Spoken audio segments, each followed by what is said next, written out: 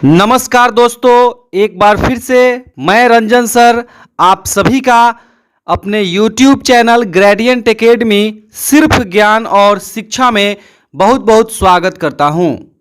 दोस्तों, आज के लाइव क्लास में देखिए वर्ग 10 के अर्थशास्त्र इकोनॉमिक्स विषय से काफ़ी महत्वपूर्ण VVI वेरी इम्पोर्टेंट वस्तुनिष्ठ प्रश्न। ये सभी वस्तुनिष्ठ प्रश्न सभी प्रकार के प्रतियोगिता परीक्षा के लिए अत्यंत महत्वपूर्ण हैं। विशेषकर प्रधान शिक्षक परीक्षा एवं CTET परीक्षा के लिए काफ़ी महत्वपूर्ण है। दोस्तों, यदि आप इस चैनल पर नए हैं तो चैनल को कर लीजिए सब्सक्राइब, वीडियो को कर दीजिए लाइक और ज़्यादा से ज़्यादा अपने दोस्तों में शेयर कर दीजिए। आइए दोस्तों, इस वीडियो को शुरू करते हैं और बढ़ते हैं सबसे पहले प्रश्न की ओर। सबसे पहला प्रश्न है, देखिए दोस्तों स्क्रीन पे। तो पहला प्रश्न है दोस्तों, यहाँ पे देख लीजिए, प्राथमिक क्षेत्र में सम्मिलित आर्थिक गतिविधि है। इनमें से कौन प्राथमिक क्षेत्र में सम्मिलित आर्थिक गतिविधि है, यह बताना है दोस्तों। यहाँ पे इस प्रश्न में इन ऑप्शंस में से तो इसका सही उत्तर हो जाएगा ऑप्शन डी, उपर्युक्त सभी, डेयरी, मत्स्यन, कृषि। दोस्तों, अर्थव्यवस्था के 3 क्षेत्र होते हैं। देख लीजिए यहाँ पे, प्राथमिक क्षेत्र अर्थव्यवस्था का वह क्षेत्र है जो प्राकृतिक संसाधनों का सीधा उपयोग करता है। ठीक है दोस्तों, वैसा क्षेत्र जो प्राकृतिक संसाधनों का सीधा उपयोग करता है।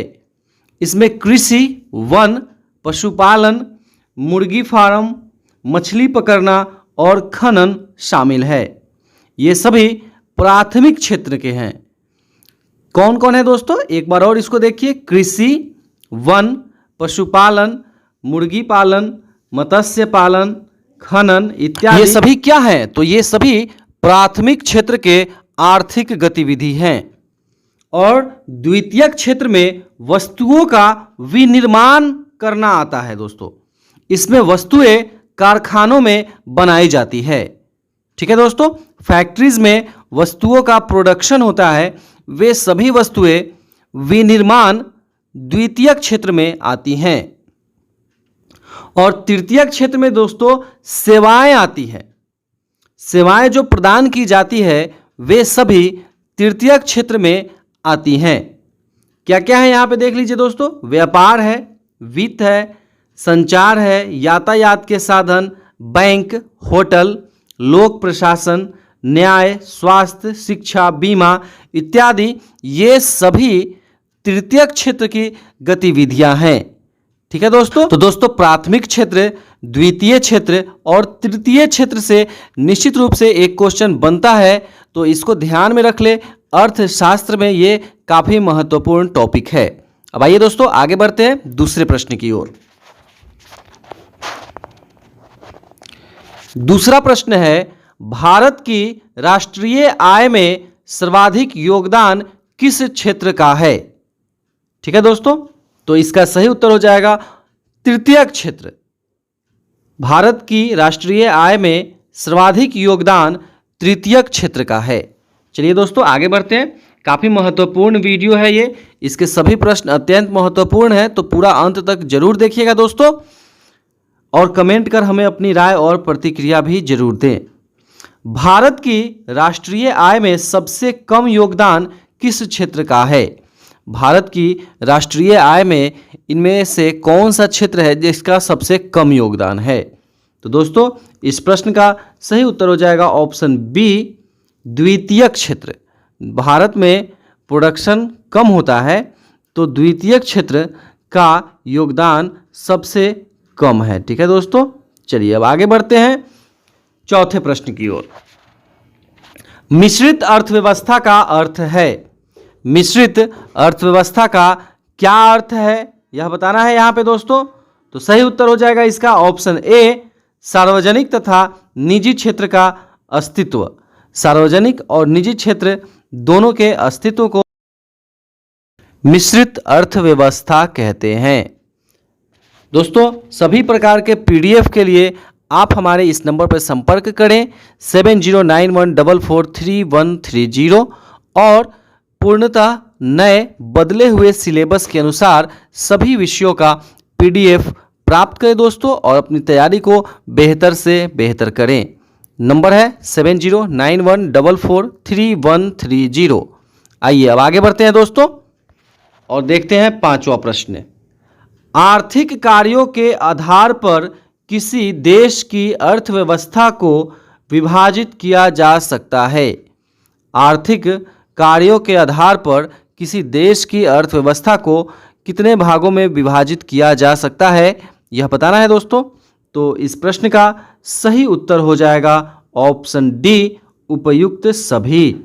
प्राथमिक क्षेत्र, द्वितीय क्षेत्र और तृतीय क्षेत्र, ये 3 भागों में बांटा जा सकता है किसी भी देश की अर्थव्यवस्था को। ठीक है दोस्तों, चलिए अब आगे बढ़ते हैं। छठा प्रश्न देख लीजिए। उद्योग को किस क्षेत्र में सम्मिलित किया गया है? उद्योग को किस क्षेत्र में सम्मिलित किया जाता है, यह बताना है। तो दोस्तों इस प्रश्न का सही उत्तर हो जाएगा ऑप्शन बी, द्वितीय क्षेत्र। उद्योग विनिर्माण द्वितीय क्षेत्र की आर्थिक गतिविधि है। द्वितीय क्षेत्र की आर्थिक गतिविधि है। चलिए अब आगे बढ़ते हैं दोस्तों। सातवां प्रश्न देख लीजिए। किसी बैंक में कार्यरत मैनेजर को किस क्षेत्र में शामिल किया जाएगा? दोस्तों किसी बैंक में कार्यरत मैनेजर को किस क्षेत्र में शामिल किया जाएगा? तो इस प्रश्न का सही उत्तर हो जाएगा ऑप्शन सी, तृतीय क्षेत्र। बैंक में कार्यरत कर्मचारी को तृतीय क्षेत्र में सम्मिलित किया जाएगा। आइए दोस्तों आगे बढ़ते हैं। आठवां प्रश्न देख लीजिए। भारत में प्रच्छन्न बेरोजगारी सामान्यता दिखाई देती है। भारत में प्रच्छन्न बेरोजगारी कहाँ दिखाई देती है, यह बताना है दोस्तों। यहाँ पे प्रच्छन्न बेरोजगारी को सबसे पहले समझ लीजिए क्या होता है। तो वैसा बेरोजगारी जहाँ पे 2 व्यक्ति सफिशिएंट है किसी कार्य को करने के लिए, लेकिन बेरोजगारी इतनी है कि 2 व्यक्ति के जगह पे 5 या 6 व्यक्ति या उससे भी अधिक व्यक्ति लगे हुए हैं। ठीक है दोस्तों, तो इस तरह के बेरोजगारी को प्रच्छन्न बेरोजगारी कहते हैं। ये विशेष रूप से भारत के ग्रामीण इलाकों में देखा जाता है, जहाँ पे किसानों के पास छोटे छोटे खेत के टुकड़े हैं और वहाँ पे परिवार के सभी सदस्य 5-6 लोग कार्य करते हैं खेत में दिन भर। तो ऐसी बेरोजगारी को प्रच्छन्न बेरोजगारी कहा जाता है। ठीक है दोस्तों, तो आपको यहाँ पे सही उत्तर हो जाएगा ऑप्शन ए, कृषि क्षेत्र में। निश्चित रूप से कृषि क्षेत्र में प्रच्छन्न बेरोजगारी दिखाई देती है। ठीक है दोस्तों, ये प्रच्छन्न बेरोजगारी के बारे में यहाँ पे देख लीजिए, हाईलाइट किया हुआ है, इसको पढ़ लीजिए दोस्तों अच्छे से। प्रच्छन्न बेरोजगारी एक ऐसी बेरोजगारी है जहाँ कम काम में अधिक व्यक्ति लगे हुए हैं। यह सामान्यतः गांव में पाई जाती है, जहां किसानों के पास छोटे छोटे खेत के टुकड़े होते हैं, जहां पर 2 व्यक्ति उस खेत में कार्य को पूरा कर सकते हैं, लेकिन वहां 5 व्यक्ति लगे हुए हैं, जरूरत से अधिक व्यक्ति लगे हुए हैं। तो ऐसी बेरोजगारी को प्रच्छन्न बेरोजगारी कहते हैं दोस्तों। ठीक है, चलिए अब आगे बढ़ते हैं। ये देखिए 9वां प्रश्न। किसी अर्थव्यवस्था के क्षेत्र को सार्वजनिक और निजी में किस आधार पर वर्गीकृत किया जाता है? किसी अर्थव्यवस्था के क्षेत्र को सार्वजनिक और निजी क्षेत्र में किस आधार पर वर्गीकृत किया जाता है? ठीक है दोस्तों, तो इस प्रश्न का सही उत्तर हो जाएगा ऑप्शन सी, उद्यमों का स्वामित्व। जो भी उद्योग है उसका स्वामित्व किसके हाथ में है? सरकार के हाथ में है या किसी निजी व्यक्ति के हाथ में है?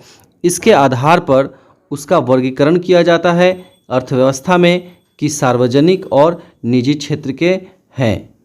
ठीक है दोस्तों, तो चलिए आगे बढ़ते हैं। 10वां प्रश्न देख लीजिए। भारत के कितने प्रतिशत लोग रोजगार की दृष्टि से प्राथमिक क्षेत्र पर निर्भर हैं?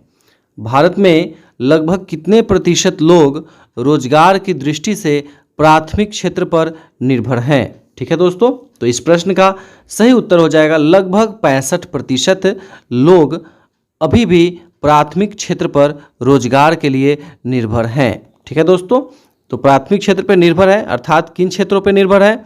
तो कृषि, पशुपालन। ठीक है, चलिए आगे बढ़ते हैं दोस्तों। 11वां प्रश्न देख लीजिए। अर्थव्यवस्था को सार्वजनिक और निजी क्षेत्रों में किस आधार पर वर्गीकृत किया जाता है? तो सही उत्तर है वही उद्यमों का स्वामित्व। ये देखें प्रश्न दोस्तों, 12वां प्रश्न देख लीजिए। जब एक काम पर आवश्यकता से अधिक श्रमिक लगे हो उसे कहा जाता है। जब किसी एक काम पर आवश्यकता से अधिक श्रमिक लगे हो, अभी जस्ट थोड़ी देर पहले हम लोग देखे हैं इस टाइप के प्रश्न को, तो इसका सही उत्तर हो जाएगा दोस्तों ऑप्शन सी, प्रच्छन्न बेरोजगारी। ठीक है दोस्तों, तो प्रच्छन्न बेरोजगारी अच्छे से समझ लीजिए किसे कहते हैं। अब आइए आगे बढ़ते हैं, 13वां प्रश्न देख लेते हैं।